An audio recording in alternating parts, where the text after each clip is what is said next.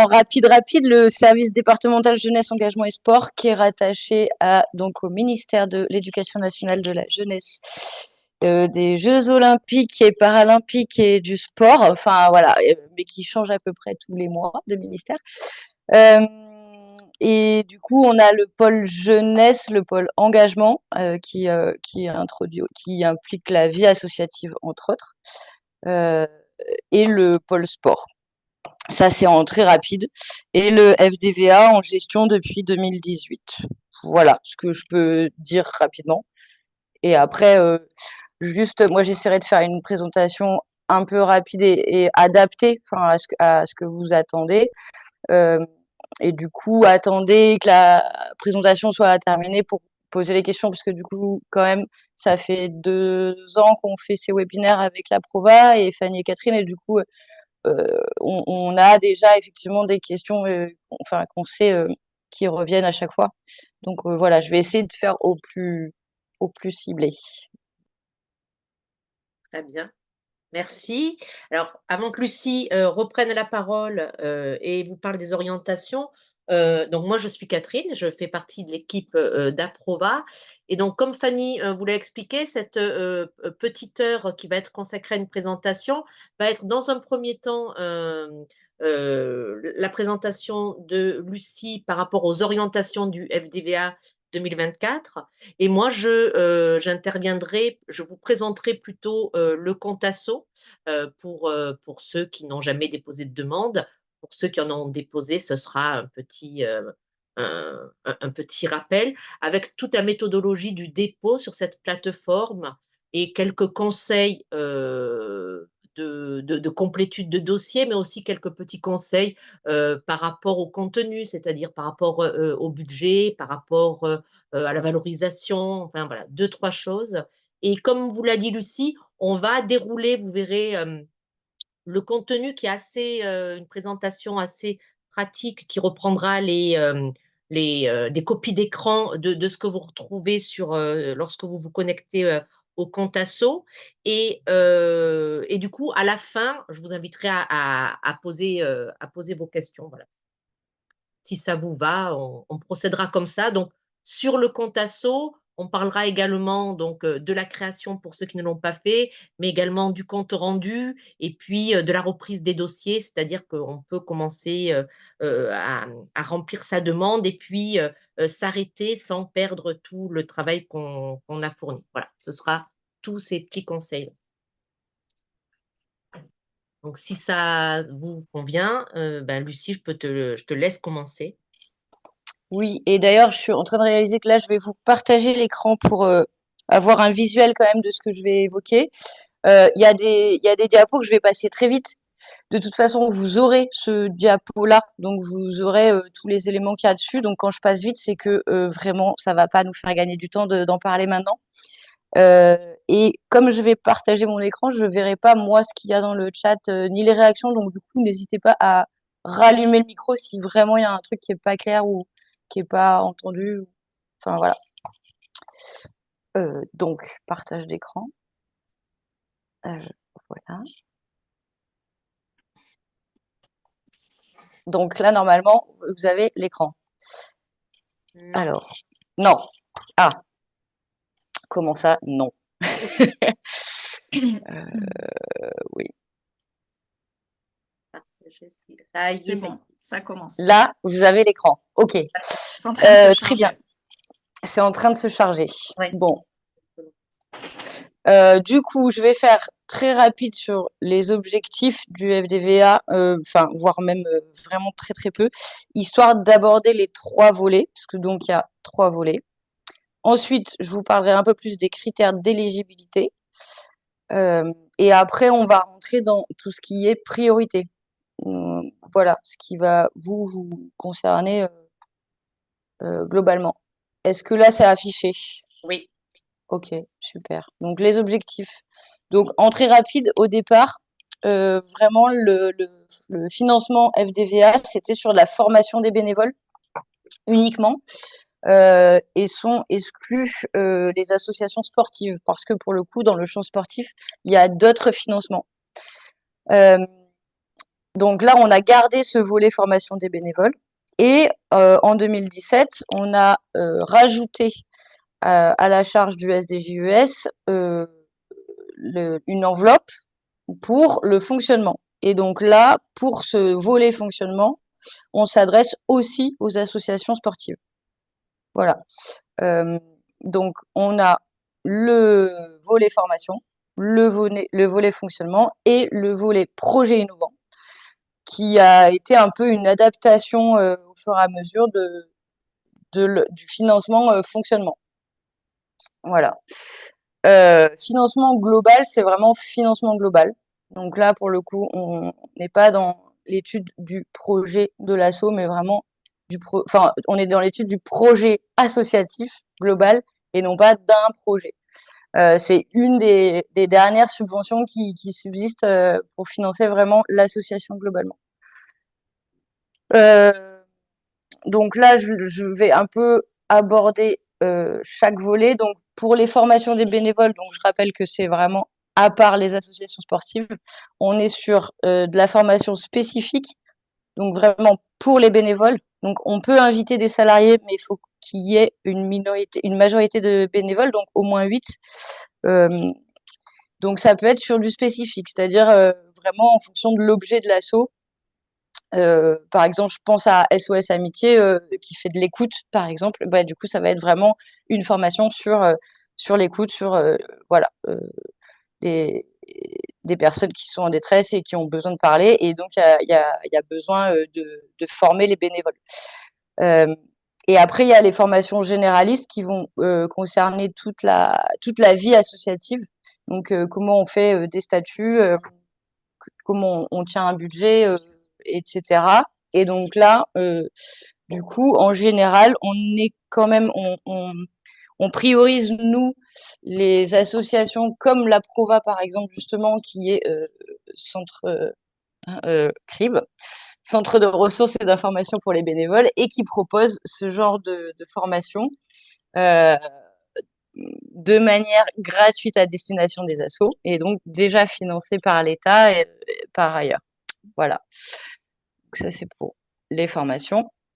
Ensuite, pour le fonctionnement global, donc comme je vous disais, on est vraiment sur du fonctionnement général et non pas sur un projet. Ça concerne l'année civile, même si on va pas se mentir, le FDVA, les paiements arrivent très tard dans l'année. Donc, il faut quand même le prendre en compte, vous, dans votre demande et dans votre calcul. Et quand je vous dis très tard dans l'année, c'est pas avant octobre, en général. Voilà. Du coup, c'est sur l'année civile avec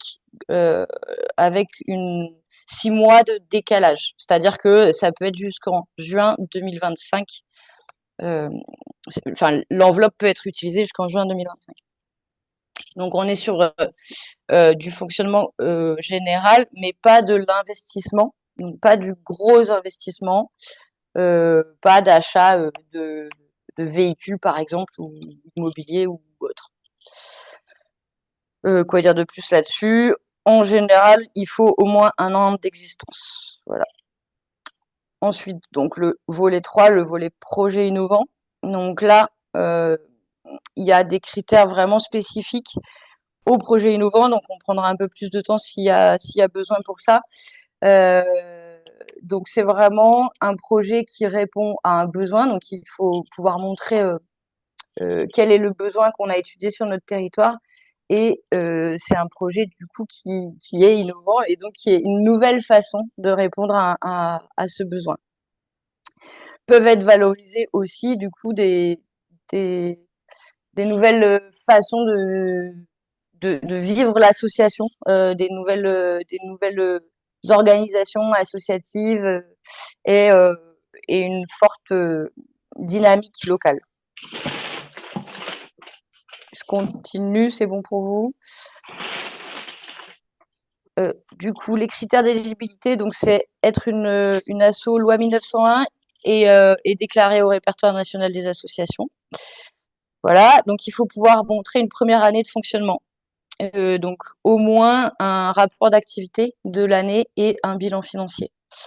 Voilà, et du coup, ce qu'on vérifie en tout premier lieu, c'est le tronc commun d'agrément.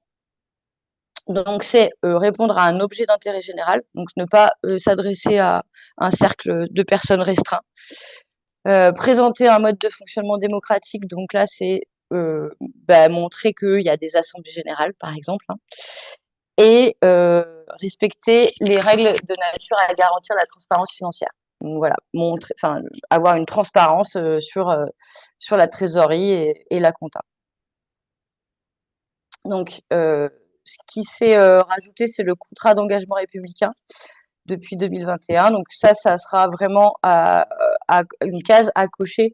En fait, ce contrat d'engagement républicain, c'est respecter les valeurs de la République, en très gros. Hein, voilà, c'est ne pas proposer d'actions à visée communautariste ou sectaire et ne pas troubler l'ordre public et ne pas inciter à troubler l'ordre public. Voilà. Chose importante quand même aussi du coup pour le FDVA, c'est d'avoir son siège dans le Vaucluse ou si c'est une asso nationale ou régionale, avoir un établissement secondaire qui a un numéro SIRET local. Voilà. Tac. Ne sont pas éligibles les associations qui défendent un secteur professionnel ou les intérêts communs d'un public adhérent. Donc un syndicat, par exemple, voilà, et tout ce qui va être association de commerçants locaux, c'est pas, donc ça ne sera pas éligible. Les associations cultuelles et du coup pas culturelles, donc on est bien sur du culte, donc religion, etc. Les associations politiques et para-administratives ne sont pas éligibles non plus. Et il faut aussi, quand on fait sa demande, pouvoir présenter un budget où en fait on montre qu'on a au moins 20% du budget qui est de fonds propres, enfin qui est constitué de fonds propres dans les recettes de l'asso et les ressources qui seront utilisées. Voilà. Et je reviens sur les assos sportives qui sont exclus du volet formation uniquement. Donc voilà, bon, cadrage de la commission régionale, je passe un peu, mais en gros, on continue à travailler sur la mutualisation, le renforcement de réseaux, etc.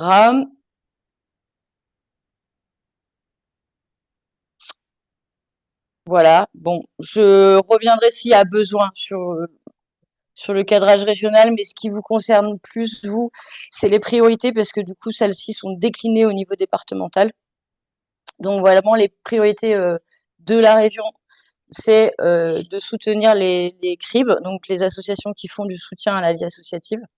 Ensuite, c'est de prioriser aussi les zones sensibles, on va dire, donc les quartiers ruraux, les zones de revitalisation rurale et les quartiers politiques de la ville. Les publics aussi, plus fragiles. Et ensuite, vraiment, les associations qu'on considère comme étant des petites associations, c'est-à-dire celles qui n'ont pas de salariés ou qui ont moins de 2 équivalents temps plein. Voilà, et qui n'ont pas des gros budgets et qui sont vraiment porteuses et dynamiques localement. Ensuite, dans les priorités aussi, du coup, c'est de ne pas avoir eu déjà un financement l'année dernière ou l'année d'avant. Voilà. Et par rapport à Kidasso, donc là, pareil, je reviendrai plus spécifiquement s'il y a des questions. C'est sur le soutien à la vie associative, encore une fois. Éventuellement, on peut faire des demandes au niveau régional et non pas au niveau départemental. Mais on y reviendra au cas par cas. Donc voilà, les priorités départementales, donc c'est celles que je viens d'évoquer, hein.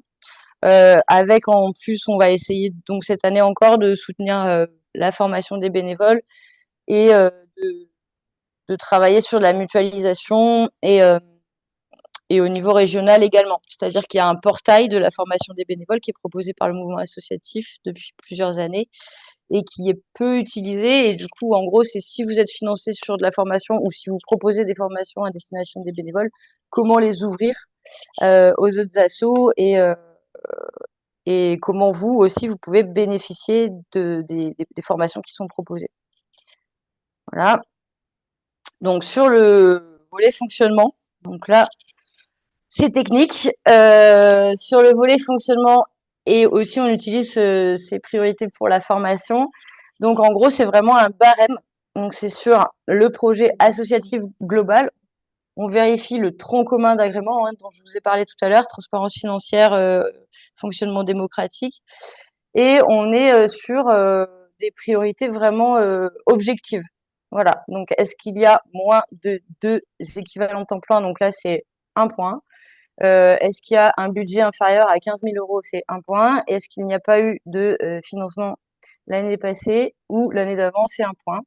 Et on prend en compte les orientations, donc public fragile et zones moins aidées, on va dire. Le fonctionnement en réseau, la dynamique locale, la mutualisation, la valorisation du bénévolat, des jeunes aussi, la gouvernance innovante, et le fait d'intégrer les principes de développement durable. Voilà. Donc là, sur le compte asso, vous aurez quand même, quand vous faites une demande de fonctionnement, le projet à proposer. Vous aurez la case, enfin la page, OK, c'est bien, vous faites une demande de fonctionnement, mais on vous demande le projet. Mettez le projet associatif et le budget global de l'asso. Voilà, c'est vraiment ça qu'on regarde. Et nous, on a un barème. Donc, en fonction des prios que je vous ai proposés, enfin que je vous ai énoncés, et du budget de l'association, on a vraiment ce barème-là. Donc, du coup, 3 priorités et un budget inférieur à 50 000 euros. Nous, ça a fait qu'on fait une proposition à 1 500 euros pour l'association. Évidemment, ce barème-là, on va l'ajuster en fonction de l'enveloppe qu'on n'a pas encore et du nombre de demandes à la fin de la campagne. Voilà. Je fais une mini pause. Si vous, c'est bon, je continue. Pour les projets innovants, donc pour les assos qui ont le droit, donc les associations sportives sur ces 2 volets, fonctionnement et projets innovants, ont le droit de déposer des demandes. Par contre, du coup, pour les projets innovants, vraiment, il ne faut pas que la demande soit corresponde au projet fédéral. Il faut vraiment qu'il y ait une proposition innovante, une proposition autre, et en quoi l'asso propose quelque chose en fait qui n'est pas son projet fédéral sportif. Donc voilà, pour montrer aussi que c'est une nouvelle réponse, il faut pouvoir, il faut que dans votre demande, vous fassiez apparaître l'analyse que vous faites du besoin local, du besoin social. Voilà. Et comment vous y répondez, quels objectifs vous vous fixez, et et de valoriser dans cette demande tous les processus que vous mettez en œuvre pour impliquer les bénévoles, les salariés ou les usagers, les habitants et les habitantes, les autres associations, comment vous créez du partenariat, etc. Donc ça, c'est hyper important. Il faut vraiment faire apparaître aussi du coup l'évaluation que vous allez faire de vos objectifs, enfin de comment vous avez atteint vos objectifs. Et tous ces points, en fait, le besoin, le processus, enfin les processus et la réponse aux objectifs et le caractère évaluable, c'est dans l'objectif de voir si on peut essaimer en fait ces projets et s'ils peuvent être transférés à d'autres structures et d'autres territoires. Ça, c'est ce qui est vraiment regardé dans l'instruction. Voilà. Donc pour l'instant, comme je vous disais, on n'a pas l'enveloppe. L'année dernière, donc ça c'est globalement l'enveloppe qui bouge pas sur la formation des bénévoles, elle est autour de 27 000 euros. Mais nous, on ne on peut pas s'arrêter là, donc on prend sur du fonctionnement. Et l'année dernière, on était globalement sur 55 000 euros pour la formation des bénévoles. Donc là, je vous parle sur tout le département du Vaucluse. 255 500 et quelques sur le fonctionnement global et 120 000 pour les projets innovants, à peu près.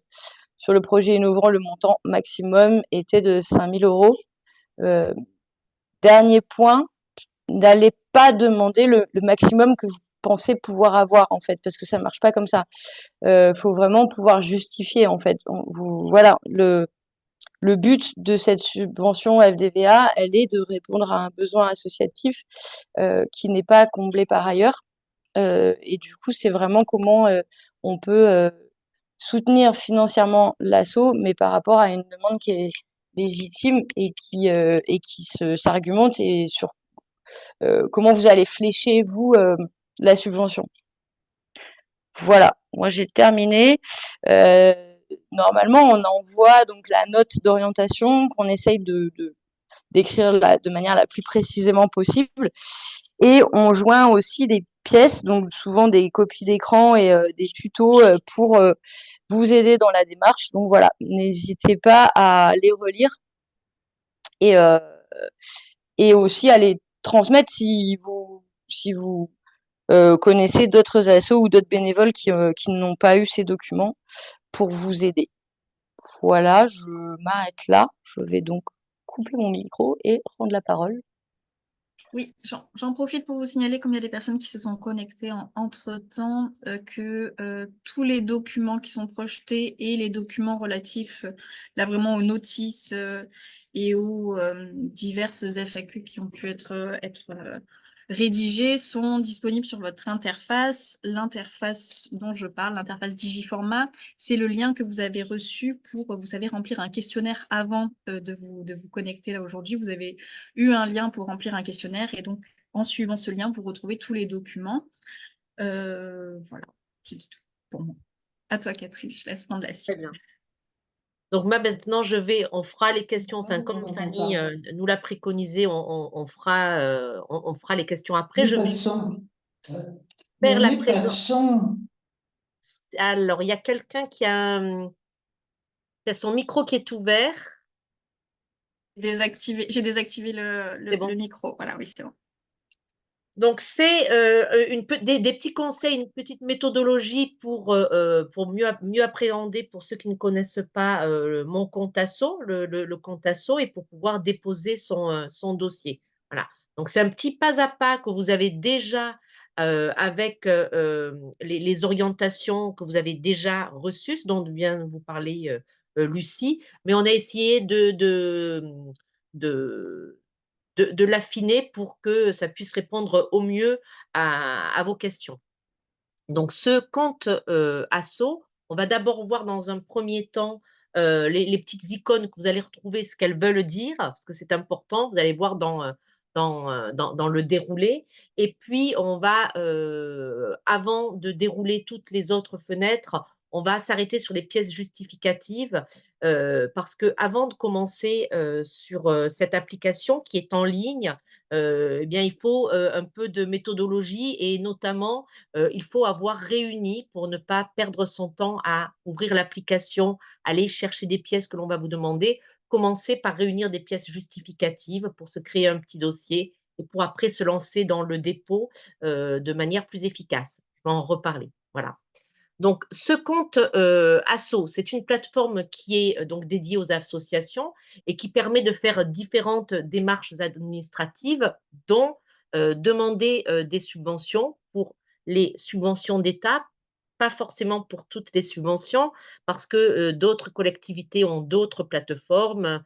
Le département du Vaucluse a une autre plateforme et d'autres collectivités ont d'autres plateformes. En tout cas, pour toutes les subventions d'État, on est sur cette plateforme-là, Contasso.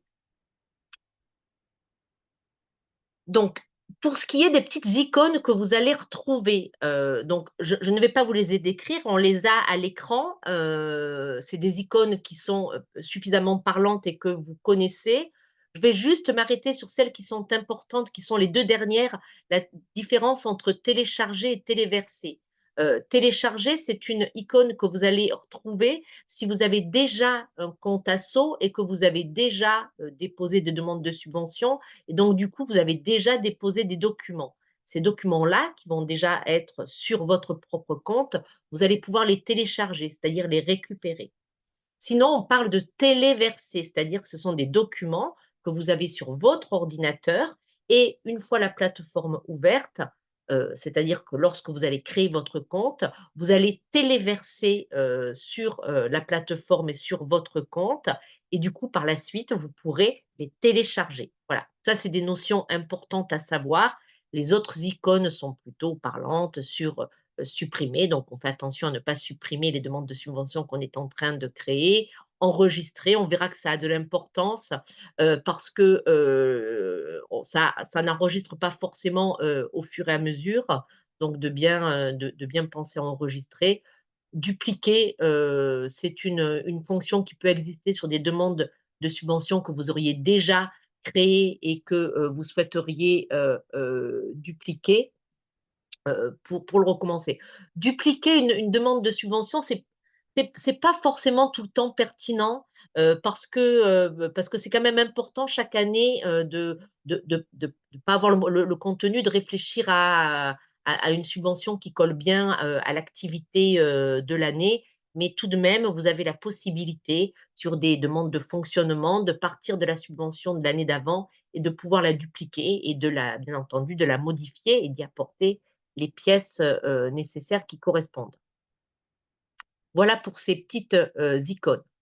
Alors, ces pièces justificatives, non, je vous invite à créer sur votre bureau, en tout cas la personne qui va être en charge du dépôt, de s'assurer qu'elle va bien avoir toutes ces pièces qui seront prêtes sous un format PDF, puisque la plateforme va accepter du PDF ou du zip. Vous savez, le point zip, ce sont des formats qui compressent plusieurs dossiers. Donc, Catherine, oui. Catherine, pardon, je suis désolée, j'aurais dû te le dire avant, j'avais oublié ce point-là.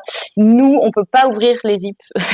Alors, pas de La zip. plateforme, elle les prend, mais nous, derrière, on peut pas, donc c'est PDF. Pardon. Le PDF.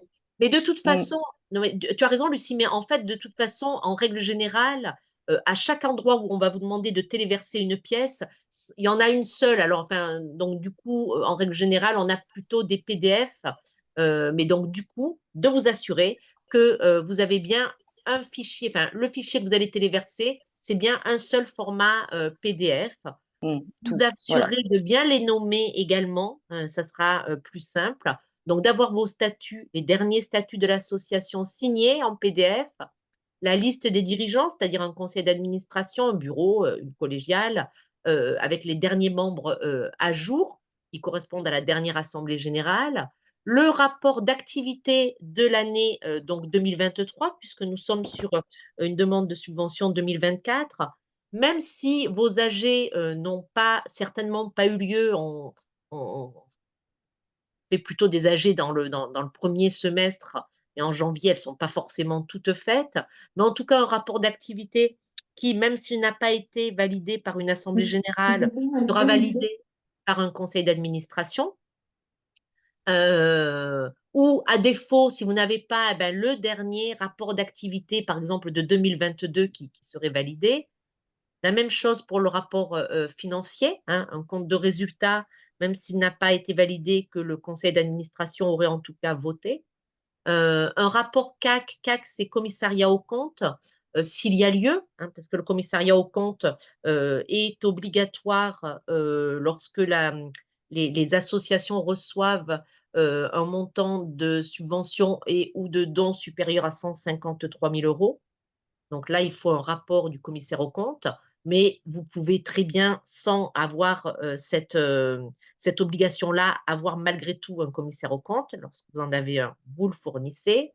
Le budget prévisionnel global pour 2024, hein, puisque c'est celui qu'on va vous demander, bien entendu, dans tous les dossiers, même ceux de projet, même celui de formation et celui d'innovation. Pour ce qui est de celui de fonctionnement, eh bien, le budget global sera le même que le budget. Il n'y aura pas de budget de projet, hein, il sera identique. En revanche, pour les autres, il y aura deux budgets. Donc, assurez-vous d'avoir un PDF de votre budget global prévisionnel. Le RIB de l'association, alors avec une précision importante, que le RIB soit bien au même nom et à la même adresse que notamment le récépissé, vous savez, de déclaration ou le numéro de SIRET INSEE auprès de l'INSEE, d'avoir les mêmes noms. Sinon, ça peut poser des problèmes au moment du paiement. Et également, un document obligatoire, vous pouvez le télécharger en règle générale au fil du dépôt, mais du coup, remplissez-le et signez-le. Le fameux contrat d'engagement républicain dont a parlé, c'est un document dont a parlé Lucie. Voilà. Donc ça, c'est tous ces documents-là, je vous invite à avoir un petit dossier prêt sous format PDF pour chacune des pièces dont on vient de parler. Et vous pouvez également avoir d'autres documents spécifiques qui sont les comptes rendus, mais ça, les comptes rendus, j'en reparlerai après, puisque c'est une action, c'est une autre action que la demande, mais malgré tout, avoir peut-être un compte rendu sous format PDF et tous les autres documents que vous jugeriez utiles pour valoriser votre demande de dépôt. Il y a forcément un moment, au moment du dépôt, vous aurez la possibilité de mettre d'autres documents que ceux dont on vient de parler. Et notamment pour les comptes rendus, des coupures de presse ou d'autres comptes rendus ou éventuellement des photos peuvent être utiles et peuvent être téléversés. Voilà. Ça, c'est pour la petite méthodologie à avoir avant de se lancer dans son compte asso. Donc pour ceux qui n'ont pas créé de compte asso, il va falloir, 2 choses, une adresse mail. Alors on va créer un compte avec, en tant que personne physique et puis on l'associera à une association, on va le voir après et pour faire une demande de subvention, il y a l'obligation d'avoir alors le numéro RNA, forcément si vous êtes une association déclarée, tout le monde l'a, c'est le numéro de déclaration en préfecture. Le SIREN ou le SIRET, ça, il n'est pas forcément obligatoire lorsque vous créez une association. En revanche, il est nécessaire pour faire une demande de subvention.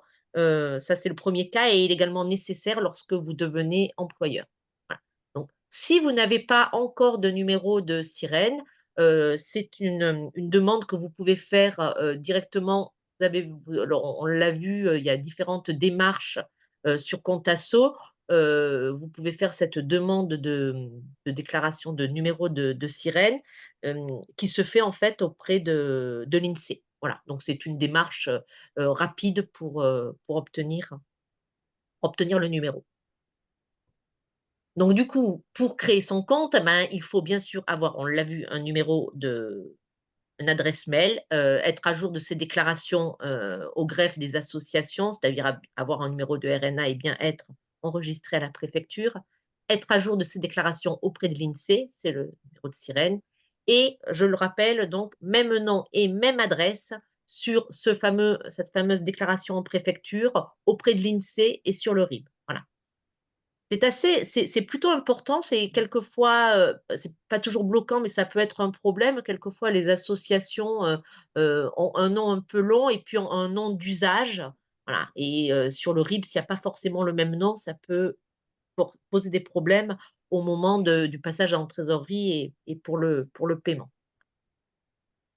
Donc, on va créer ce compte asso en tant que personne physique et on va y intégrer, on va le voir, la gestion, alors d'une ou plusieurs associations parce que, en tant que personne physique, vous pouvez très bien, être, présidente d'une association, membre d'une autre, trésorière d'une autre et du coup, avec votre même adresse mail, avoir accès à plusieurs, associations. Donc on va dérouler toutes les fenêtres que vous allez rencontrer lors de la création de votre compte. Alors, là, on va être dans, l'hypothèse où vous n'avez, pas de compte et que vous allez le créer. Si vous en avez un, c'est tout simple, hein, vous allez vous connecter avec votre adresse mail et votre identifiant et vous rentrez directement sur la plateforme.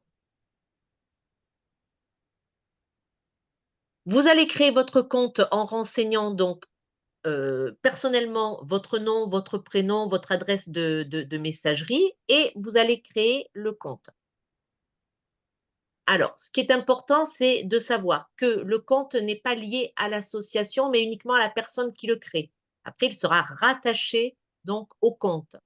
La personne, elle va choisir si elle a avec son adresse mail, elle est rattachée à plusieurs associations. On le verra après quand je vais vous faire voir des copies d'écran une fois qu'on a créé le compte. On choisit, on a la possibilité de choisir. Alors, on peut avoir qu'une seule association de rattachée et dans le cas où on en a plusieurs, on va choisir l'association pour laquelle, on compte, déposer la demande de subvention et plusieurs personnes peuvent, avoir accès à cette plateforme mais elles y auront accès. Il ne va pas être nécessaire de demander les codes d'accès du président et l'adresse mail. Elles vont y avoir accès avec leur adresse mail. Ce qui permettrait après de pouvoir identifier les personnes qui se seraient connectées sur la plateforme. Voilà. Voilà. Ça, c'est une notion qui est un peu importante, qui n'existait pas avant, avant où on se connectait directement avec une seule adresse qui était rattachée à une association. Là, c'est une personne physique qui se rattache à une association. Donc, on a rattaché donc du coup l'association ou l'établissement. Alors, en l'occurrence ici, nous sommes des structures associatives. On va renseigner le numéro de sirène et ça va trouver l'association à rattacher. Et voilà un petit aperçu de comment va se présenter la plateforme. Alors, le volet n'est pas complet, mais vous voyez tout en haut, sous le petit, il y a des petites croix là où vous allez avoir votre nom décrit, le nom de la personne physique. Et après, vous avez le petit onglet profil avec la petite personne qui va vous ramener après un profil. Et c'est important, après, il y a toute une liste des foires aux questions où vous pourrez retrouver plein de questions que vous pouvez vous poser. Il y en a un certain nombre. Donc, du coup, vous allez avoir beaucoup de réponses à certaines questions que vous pouvez vous poser. Et on ne le voit pas tout à fait dans le petit volet. Il y a un petit rond qui s'appelle assistance. Alors, cette assistance, c'est pas l'assistance pour savoir si on a bien rempli. C'est une assistance technique en cas de bug ou si ça fonctionnait pas par rapport à l'application, pas par rapport au contenu ou aux orientations de la subvention, c'est bien par rapport à une assistance technique. Voilà comment ça se présente. Donc, une fois que vous êtes rentré dans ce volet-là, votre association à laquelle vous êtes rattaché va s'afficher. Et puis là, vous avez, alors on va s'attacher, nous, à demander une subvention. Et vous voyez que si vous avez déjà une subvention, on peut saisir des comptes rendus. On en parlera après. Vous allez aller sur l'onglet Demander une subvention. C'est plutôt intuitif hein, comme plateforme. Et puis, on va rentrer dans un volet où on va aller chercher, rechercher la subvention qui nous concerne. Alors, pour gagner du temps, dans les orientations, les documents d'orientation que vous avez reçus, on a déjà les numéros pour le Vaucluse. Et pour le FDVA Vaucluse en 2024, si vous voulez solliciter une subvention pour la formation des bénévoles, c'est le numéro 579. Vous le tapez, on va rentrer directement dedans. 561 pour le fonctionnement, 578 pour les projets innovants. Mais vous pouvez également, là c'est dans le cadre de la recherche, mais dans le petit dessous, dans sélectionner une subvention, c'est un petit volet déroulant. Vous les retrouverez également, vous retrouverez toutes les subventions, mais toutes les subventions nationales, régionales et départementales, vous retrouverez FDVA Vaucluse avec le numéro. Voilà. Donc, vous allez cliquer, une fois que vous allez trouver votre subvention, vous allez bien sûr cliquer sur, par exemple, FDVA formation des bénévoles. Ça va vous afficher un petit panneau qui va vous expliquer ce que c'est. Vous êtes bien, va vous permettre de vérifier que vous déposez au bon endroit. Vous êtes bien sûr le FDVA de la formation des bénévoles. On est bien sur le département du Vaucluse. On est bien sur la description de la subvention et sur les critères d'éligibilité. Voilà. Et lorsque vous arrivez sur ce dispositif-là de la formation des bénévoles, il y a un sous-dispositif, mais qui n'est pas à cocher, c'est le même. Et alors, ça porte un peu à confusion. Il s'appelle ce sous-dispositif, mais c'est le même lorsque vous allez aller sur la subvention de fonctionnement. C'est le sous-dispositif. Alors, attendez, je vais vous le dire, ce qui a écrit exactement. C'est, parce que je ne le vois pas d'ici, c'est, Lucie, tu vas peut-être me dire, je l'avais noté. Oui, le sous-dispositif, il y a écrit financement global, projet innovant. C'est la même chose pour les deux, pour fonctionnement et pour formation des bénévoles, c'est la même chose. Il n'y a pas de choix à faire, il faut simplement le cocher. Voilà. Je dis ça parce qu'on a eu une question, me semble-t-il, en ce sens-là, et qui disait lequel cocher, mais de toute façon, vous cochez celui-là. Il n'y a pas de choix. Simplement, il s'appelle financement global, projet innovant. Vous allez retrouver la même chose, ce même sous-dispositif pour la formation des bénévoles et pour la subvention de fonctionnement. Voilà. Donc, une fois que vous l'avez saisi, vous allez rentrer dans la deuxième phase. Vous voyez tout le temps en haut, vous avez le petit cheminement pour savoir où vous en êtes. Et là, ben, vous allez commencer à rentrer toutes les informations qui vont concerner le profil de la personne et de l'association. Hein. Donc, vous allez demander, ça va être l'établissement demandeur. Ben, pour la plupart des associations, il n'y en aura qu'un seul, celui du siège. Et donc, du coup, vous allez renseigner toutes les cases.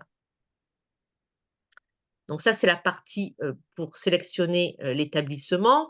Vous allez vérifier ou rentrer toutes les caractéristiques de l'association. Hein. Donc pareil, c'est des informations qu'il va falloir que vous puissiez avoir à l'avance, mais comme vous avez réuni toutes vos pièces, vous connaissez la date de création, vous connaissez la date de dépôt en préfecture. Vous allez saisir les coordonnées de correspondance, c'est-à-dire que vous pouvez avoir une adresse de correspondance qui soit différente du siège social. Vous allez éventuellement, s'il y en a, saisir les affiliations de l'association, affiliation aux fédérations non sportives, aux fédérations sportives. Et alors, donc là, ça ne sera pas possible. On est sur le volet formation des bénévoles.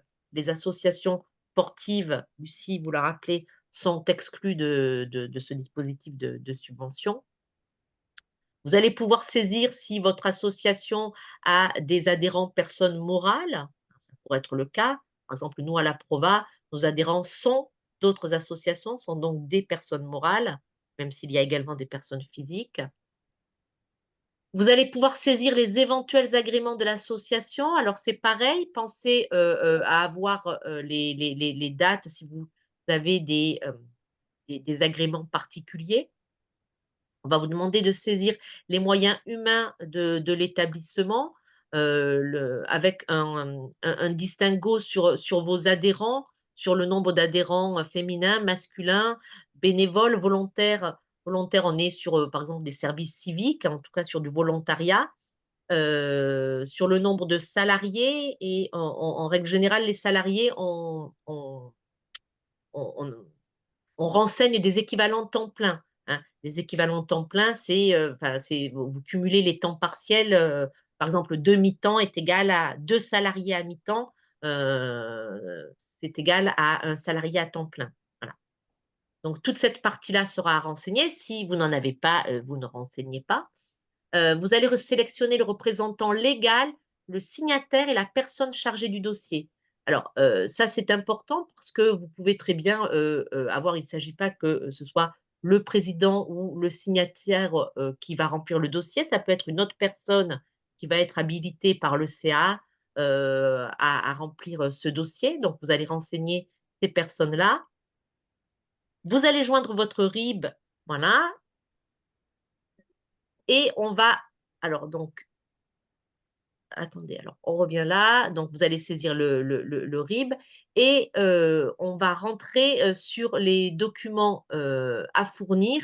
Alors si c'est important parce que la suite des écrans ne va pas être la même. Si vous avez obtenu une subvention FDVA en 2023, on va vous demander si oui ou non et donc du coup, vous allez avoir des renseignements qui vont déjà être renseignés, bien entendu. Ça va vous permettre de gagner du temps. Si ce n'est pas le cas, vous allez, remplir et télécharger les documents demandés, et bien entendu, vous allez voir qu'à la fin de cet écran-là, on va vous demander si vous avez, obtenu une subvention FDVA l'année d'avant, de fournir le compte rendu. Alors, je reviens sur ça. Tout à l'heure, lorsque je vous ai parlé de, préparer vos dossiers, si vous avez reçu, une subvention en 2023, une subvention au titre de la formation des bénévoles, au titre, des projets innovants, parce que pour le fonctionnement, ce sera différent. Vous allez remplir un CERFA, qui est le CERFA 105, qui s'appelle compte rendu de subvention. Vous mettrez sous format PDF et que vous viendrez téléverser à cet endroit-là. Voilà, c'est important donc de le préparer à l'avance. Vous pourrez revenir au fur et à mesure, on le verra sur les écrans, sortir, voilà. Mais au plus vous aurez fait à l'avance, au plus ce sera efficace dans l'avancée de votre dépôt. Pour ce qui est du compte rendu de la demande de fonctionnement, il n'est pas nécessaire de remplir le CERFA de compte rendu. Simplement, il faudra joindre un compte rendu financier, enfin le dernier compte rendu, compte de résultat, bilan, compte rendu financier validé lors de la dernière AG et le dernier compte rendu d'activité. Voilà. Le remplissage complet du CERFA n'est pas obligatoire au titre de cette subvention, mais peut-être que Lucie, tu vas bien me le confirmer? Ah, Lucie. Oui, dis-moi, je dois confirmer, oui.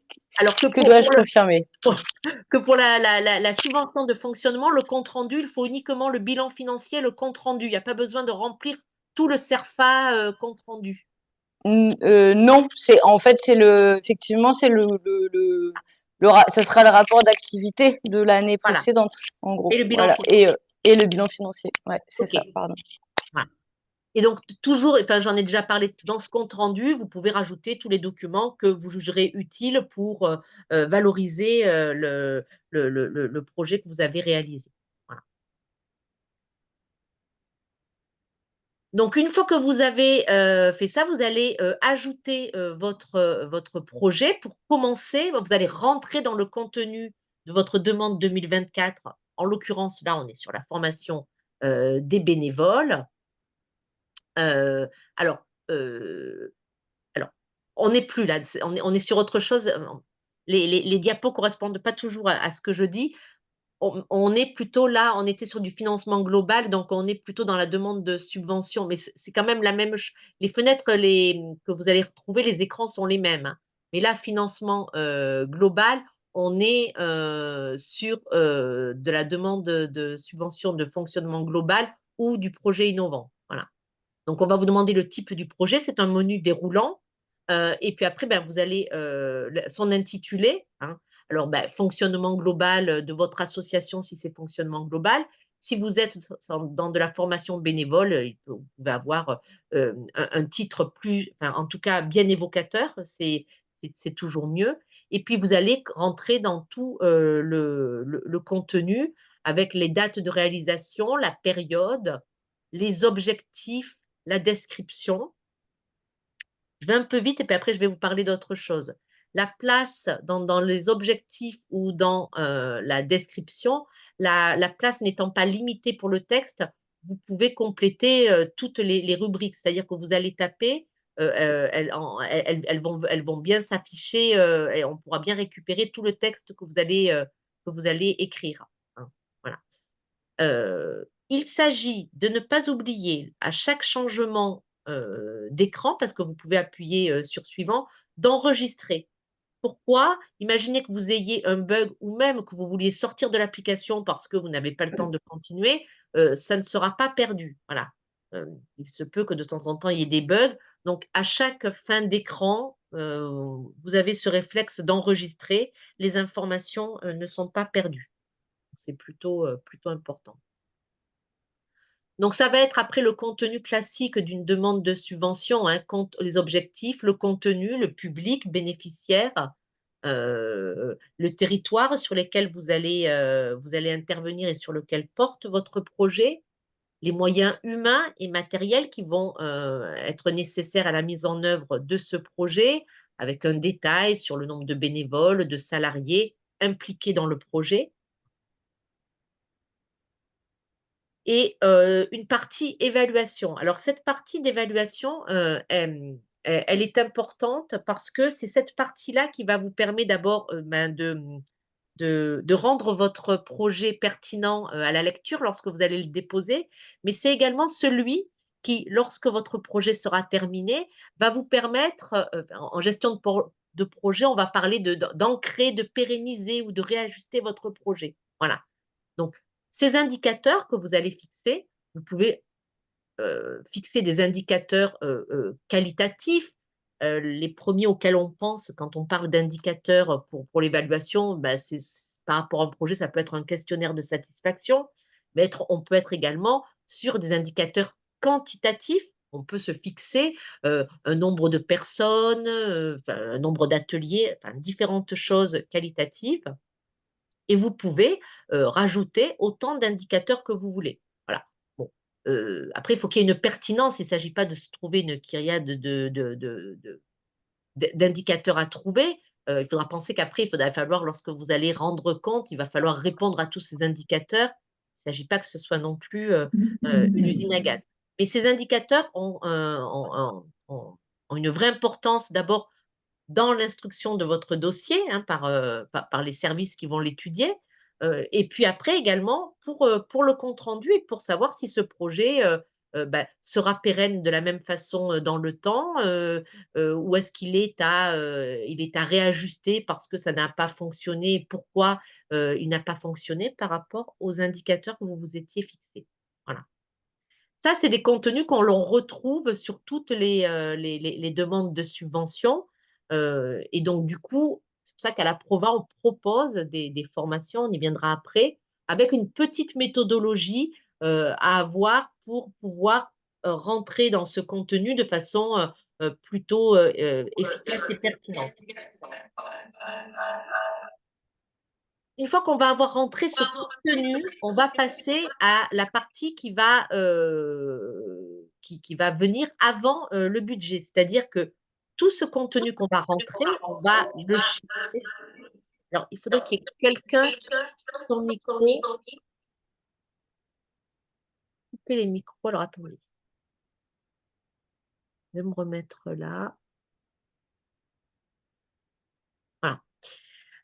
Et donc on va rentrer sur la partie de cofinancement. Avant de rentrer dans la partie, du budget, vous allez renseigner là les montants que vous allez demander, au titre du FDVA.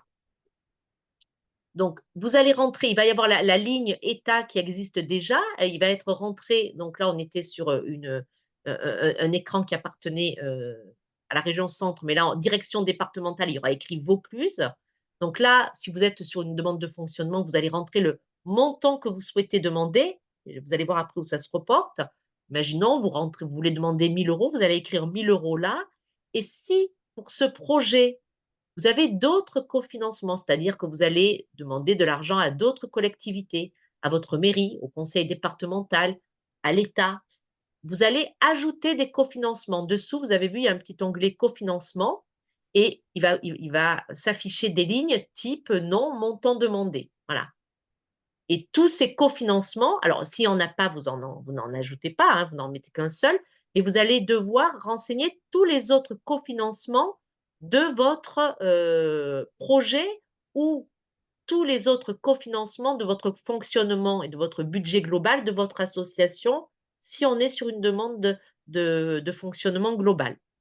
Donc, ils vont tous être affichés, et lorsque vous allez arriver, alors, ils vont tous s'afficher là, subvention demandée, cofinancement, et tout ce que vous aurez renseigné vont s'afficher, vous les voyez là, état, vous avez demandé 2 500 €. Sur la partie d'avant, imaginons que nous avions demandé un autre cofinancement conseil régional, il a été rajouté, et donc lorsque vous arrivez sur cet écran-là, vous vérifiez que vous êtes pas trompé.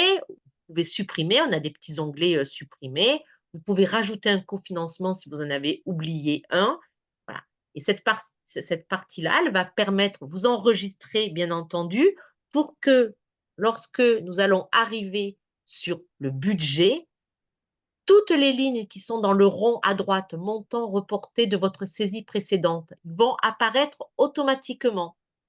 Ces montants-là, vous voyez, 7 500, 2 500, 5 000, c'est pas vous qui les avez saisis à la main sur cet écran-là, mais ils ont bien été saisis sur l'écran d'avant, sur les financements qui sont là. Voilà.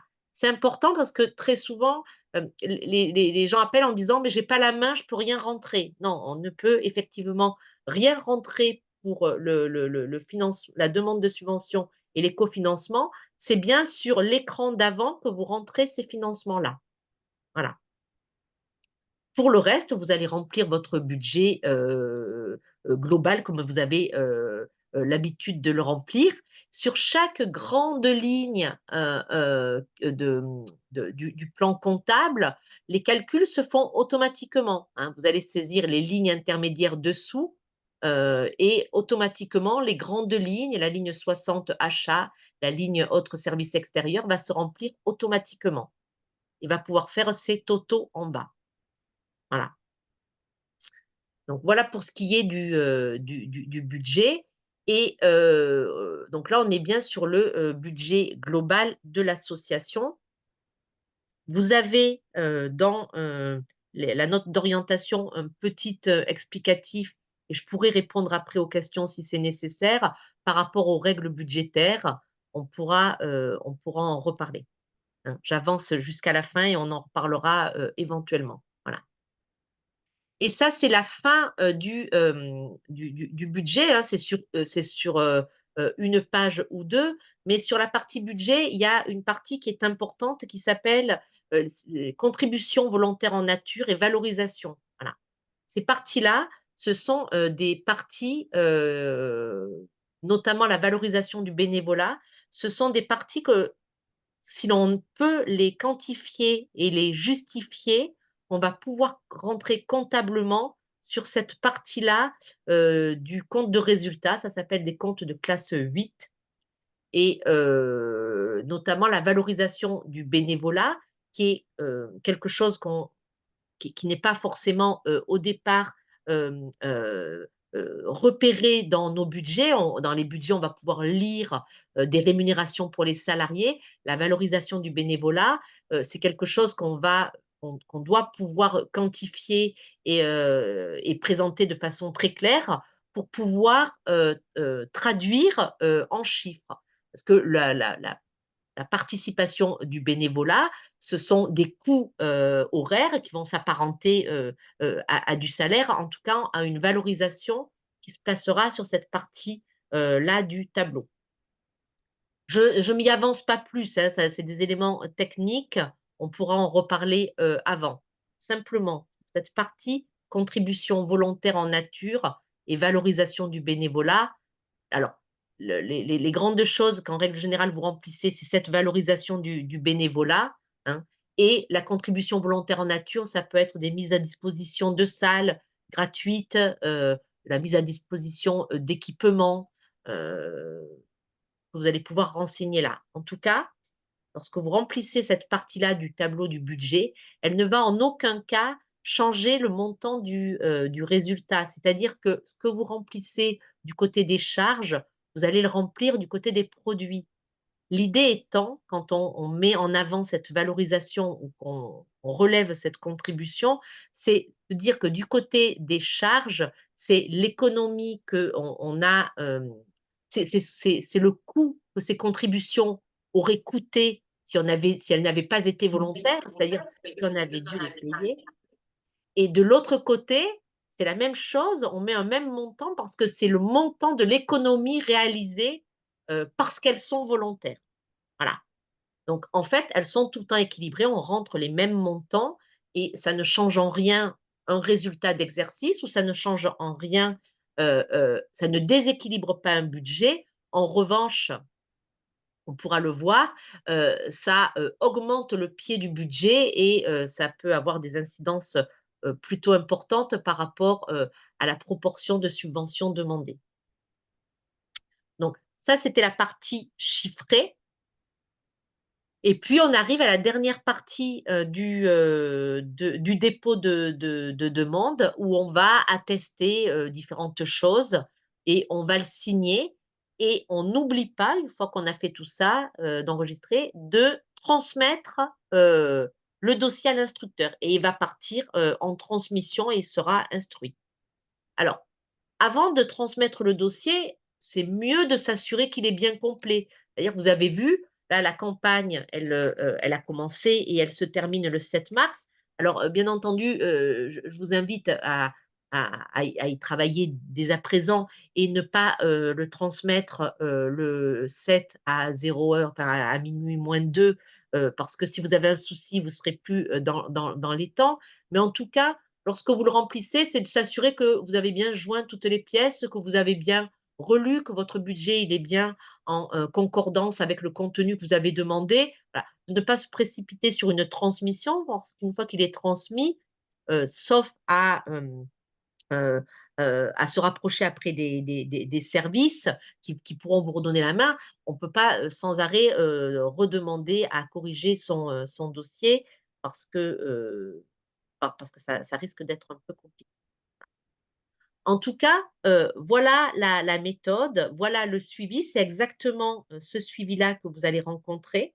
Vous avez vu que c'est plutôt intuitif, ce n'est pas forcément, compliqué. Il faut le suivre, hein, et si reprendre la saisie d'un dossier, c'est ce que je vous disais, hein, c'est-à-dire que vous avez enregistré tout au long, vous n'avez pas transmis et lorsque vous allez vous reconnecter, toujours le même petit pavé en haut et vous avez un petit pavé qui va s'appeler «Suivi des démarches» et vous allez retrouver votre demande de subvention en cours. Voyez? Vous allez la retrouver, on va vous dire où vous en êtes.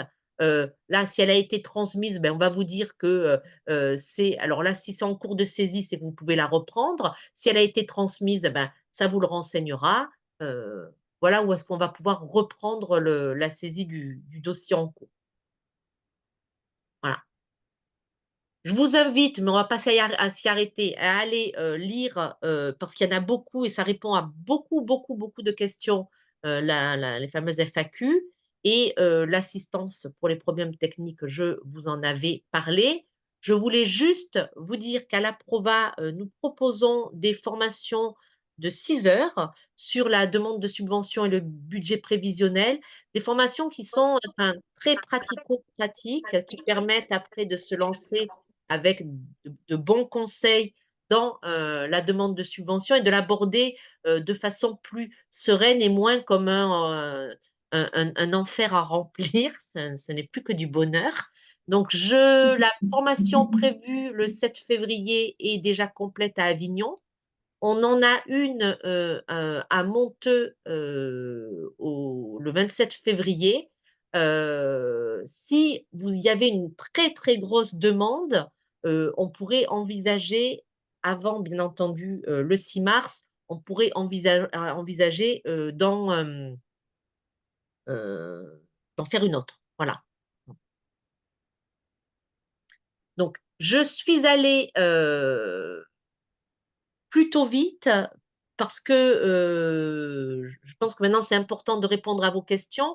Si vous avez vraiment c'est la première fois que vous le faites, vous n'avez jamais vu, ben, je vous invite vivement à suivre, nos formations qui vous permettront vraiment de pouvoir déposer une demande parce que c'est même si bien organisé, on arrive à gagner en efficacité, c'est quand même, un travail plutôt important, et donc du coup, autant se lancer dans une demande et avoir un dépôt qui qui qui permette enfin, qui ait de grandes chances d'être, instruit et pourquoi pas, éligible, plutôt que de dire: «On va, s'y lancer» et comme le disait d'ailleurs Lucie, on va demander beaucoup pour avoir un peu. Voilà, non, ça ne fonctionne pas, comme ça et toutes ces règles-là par rapport au budget et par rapport au contenu, c'est des choses que l'on aborde lors de nos formations.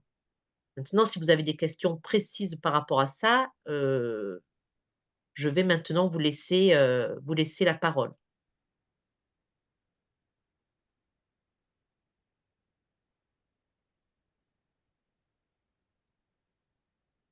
Est-ce qu'il y a des questions? Bonsoir Catherine. Bonsoir. Dis-moi, j'avais toujours le problème de la notion d'intérêt général. Et là, tu parlais que pour le projet innovant, il fallait que ce soit d'intérêt général. Mais si l'association n'est pas statuaire comme ça. Mais c'est non, ce dont tu parles, toi, c'est des règles fiscales, c'est la reconnaissance d'intérêt général. La D'accord. notion d'intérêt général qui est le tronc commun, hein, Lucie va nous le repréciser, c'est le fait que c'est de ne pas dans l'objet de l'association ne concerne pas un nombre restreint de personnes. C'est ça cette notion. Ce dont tu parles et ce à quoi tu fais allusion, enfin je le sais parce qu'on en a déjà parlé, c'est la reconnaissance d'intérêt général qui est autre chose et qui a une dimension, purement fiscale. Voilà. Ok, d'accord. Merci. Lucie, je te laisse compléter, Oui, non, non, mais il n'y a pas à compléter. Enfin, c'est ce que tu as dit. Hein. Voilà, c'est une notion d'intérêt général. Après, oui, en fait, en gros, c'est exclure les clubs enfin, qui sont fermés sur eux-mêmes et qui sont pas, où on peut pas adhérer. Enfin voilà, où il y a des conditions très particulières pour adhérer, où ça marche par cooptation. Ça aussi, on regarde quand même dans les statuts. Enfin voilà, mais enfin oui, voilà, c'est pas, il faut pas que votre asso ait la reconnaissance d'intérêt voilà. général délivrée par les finances publiques. Ça n'a rien à voir. C'est qu'elle s'adresse au plus grand nombre. Par exemple, serait exclue une association de copropriété, qui, aurait, pour but de gérer, que les propriétaires de tel ou tel endroit. Voilà, c'est au plus grand nombre, s'adresser au plus grand nombre. Oui? Merci. Bonsoir. Je Bonsoir. suis concerné par une association qui a un intitulé assez long, qui s'appelle Comité France-Amérique latine Vaucluse. Et le système bancaire de notre banque a un système informatique qui ne permet pas de reproduire l'intitulé complet. Et l'an dernier, j'ai pu fournir une attestation de la banque qui justifiait cette impossibilité technique pour pouvoir percevoir la subvention qui est accordée. Donc, je voulais savoir si en 2024, je devais d'ores et déjà chercher une autre banque ou alors cette attestation pourra servir une fois supplémentaire. Bah, enfin, Lucie, je pense que c'est Alors, ouais, j'ai pas bien compris. C'est au niveau. Là, vous avez donc l'année dernière, vous avez eu déjà un financement FDVA. On parle bien de ça là? Oui, fonctionnement, O- Ok. Donc, ça veut dire que la Dragès a pris contact avec vous pour avoir cette pièce supplémentaire. tout à fait. Donc, normalement, ils ont dû débloquer votre compte Chorus.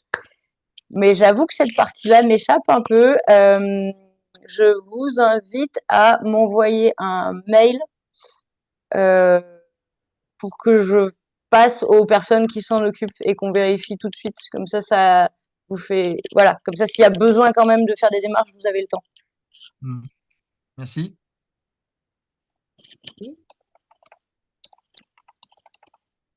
J'avais une deuxième question. Oui. Dans l'objectif fonctionnement, financement global, projet associatif et communication. Communication, est-ce que c'est pour demander, par exemple, le financement d'un site internet? J'ai pas sur le fonctionnement global. Ouais, mais là c'est sur le fonctionnement global. Vraiment, vous allez pas nous détailler là où vous allez mettre l'argent en fait. Ce que je voulais dire, moi, dans le fonctionnement global, on ne finance pas d'investissement. C'est tout. Après, et voilà. Mais du coup, ça va être vous qui allez le flécher dans votre.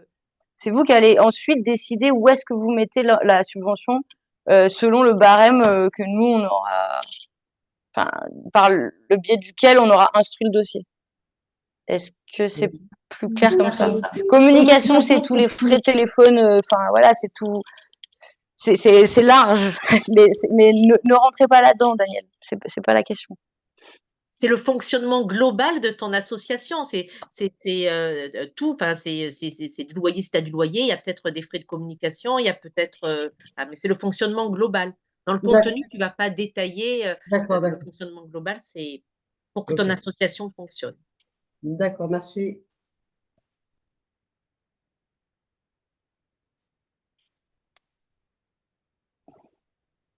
Il n'y a pas d'autres questions?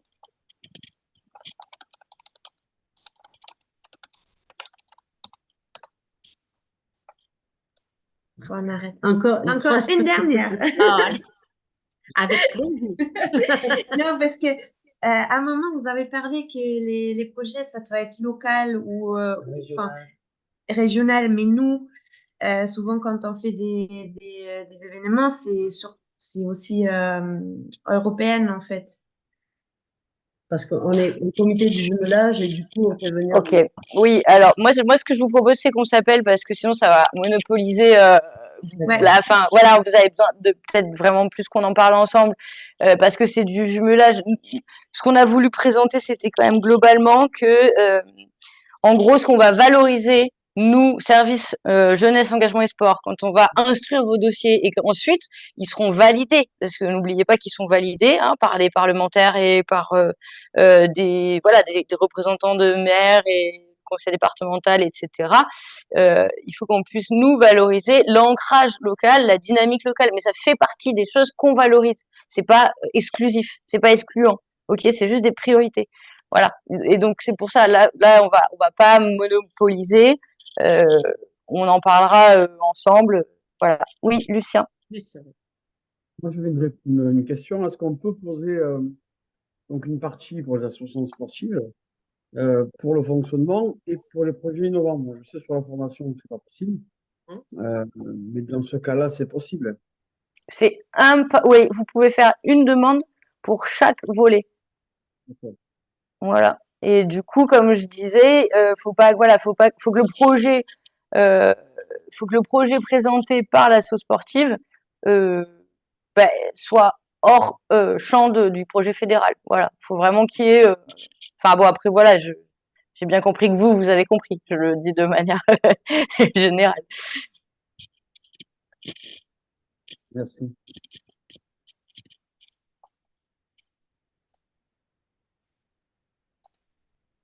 Par rapport au dépôt, enfin, tout est clair. Par rapport au dépôt sur cette plateforme Contasso, on avait, me semble-t-il, quelques questions. Il me semble au départ, il y avait eu peut-être quelques questions de poser. Personne a de questions ou n'a rencontré de difficultés sur la partie Contasso?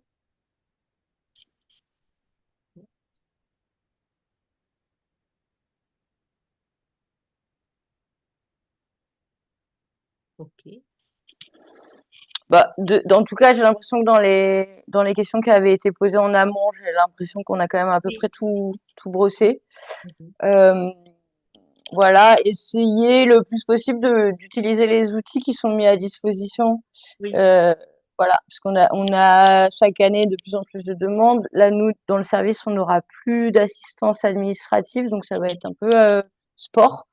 Voilà, vraiment mon objectif et l'objectif de la Prova, clairement, c'est de vous accompagner au mieux. Mais c'est vrai que, voilà, on peut pas on peut pas prendre une journée pour chaque demande, quoi, clairement. Voilà. Non, Et n'attendez pas le dernier moment, encore une fois, bien sûr. Voilà. Voilà, un peu de méthodologie pour déposer au mieux. Et si vous êtes intéressé par nos formations, inscrivez-vous vite et qu'on puisse savoir si on en propose une parce que voilà, les délais sont courts, mais on sera en mesure d'en proposer une autre s'il y avait une demande importante à se former sur la demande de subvention et sur le budget prévisionnel. Voilà. Bon, j'ai l'impression qu'il y a pas mal de gens qui ont trouvé ça clair. Alors, si tout était formidable et clair, on va se laisser là. Donc, le compte rendu, le support que je viens, celui de Lucie et celui qui vous a été présenté sur Contasso sera déposé sur votre espace Digiformat. Voilà, pensez, Fanny vous en a parlé, à remplir les questionnaires de satisfaction ou en tout cas, si vous avez des questions auxquelles vous n'auriez pas pensé là ce soir, vous pouvez les mettre sur votre espace et vous retrouverez toutes les informations dont on a parlé ce soir sur votre Digiformat. Voilà. Ok. Très bien. Écoutez, il y a plus, je pense qu'il n'y a plus rien. Je vois rien dans le chat. Donc, Je réponds à Marie. Du coup, voilà, Marie, je pense qu'on va en parler ensemble. Et puis, en vrai, encore une fois, nous, on instruit quand même. Donc, laissez-nous aussi un peu de boulot. Il faut qu'on puisse... Voilà. Mais du coup, on en parlera ensemble. D'accord. Oui, OK. Merci. Ben, merci à tout le Le monde. tour. Merci à Merci tout de le votre monde. attention et d'avoir été présent et présente. Tout à fait et bah, merci Lucie. Merci Catherine. Bonne À soirée à jeudi midi pour nous deux, du coup. pas de souci. Très bien. Bonne Bonne soirée. soirée. Au revoir. Merci beaucoup. Bonsoir. Au revoir. Merci. Au revoir.